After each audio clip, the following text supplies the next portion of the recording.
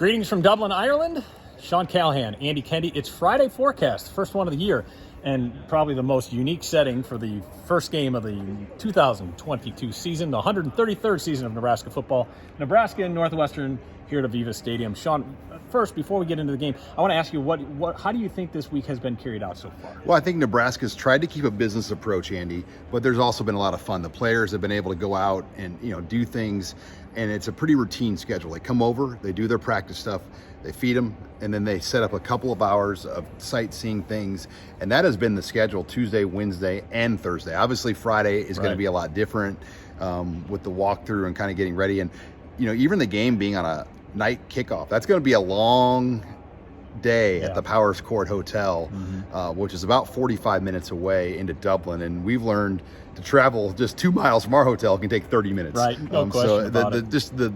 That part of it to me is a challenge as well, but I think Nebraska's doing a good job, Andy. I think so too, and I think Scott Frost said it after practice on Thursday, where he said one of the keys was when they landed to keep them guys on their feet, have a routine for that first day in Dublin, and have them busy all day, and then they could kind of catch up on their sleep on Tuesday night. I know that certainly helped for you and me. Yeah, and I came in December with the organizer, Brandon Meehan, of the game, and they kept us up right away. He's like, go to your hotel, take a quick shower, eat breakfast, and we're going to pick you up at 9 o'clock. Yeah. Like, we landed at like 5 in the morning, which was like 11 o'clock Nebraska time. Right. And you're like, skip this night of sleep and just figure. Isn't it funny, though? Because you say, it's not going to be a big deal. It is a thing. It is. A It really is. I mean, it's taken us 48 hours to kind of get our legs underneath. I mean, you essentially lose a night's worth of sleep, Yep. and you have to kind of recover from that. And I think Nebraska getting in a day earlier than Northwestern is helpful. I mean, and Northwestern's going to stay a day later on the back end because they have a bye week. Nebraska came in a day earlier.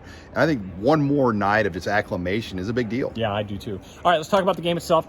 A lot of unknowns for Nebraska offensively. What do you expect to see out of this new look offense with a lot of new parts? Yeah, a lot of diversity in weapons here. I think Casey Thompson, his main job, he needs to be a distributor. He needs to get the ball out. Listen to Mark Whipple. Mark Whipple is a master operator of this offense. Get the ball out to guys like Trey Palmer, Omar Manning, Isaiah Garcia Castaneda, Marcus Washington. Let the running backs go. And I think the running backs have to get going. If they can run the ball, it's going to open up so much down the field. Trey Palmer, I think they're going to try to mismatch him as much as they can. And he's the fastest guy on the field. He's a 10-2 in the 100. Isaiah Garcia is that type of speed as well. They need to get those guys in matchup situations. Well, we do know that Nebraska is well prepared defensively. They handed out 9 black shirts on Wednesday of this week. What did you think about that distribution? Kind of a cool thing, first time they've ever done it in a foreign country to hand out the black shirts. And what will be the key for them coming on Saturday? Yeah, the way they did it with the black shirts, it's like, look, you've had to have played football for Nebraska to get a day one black shirt. So no newcomers. And honestly, newcomers never got black shirts before. I think Fabian Washington and Ralph Brown were two of the only true freshmen ever to get one, like for an opener that early in their career.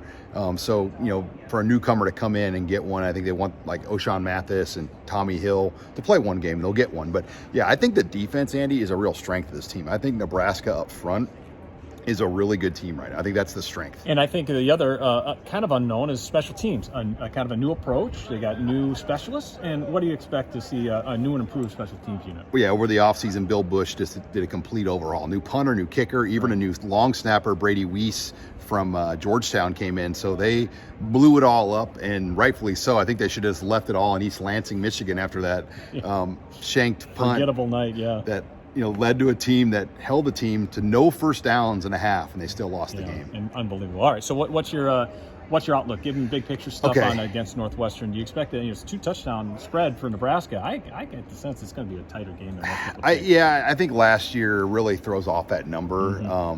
And Northwestern's unknowns, Nebraska's an unknown.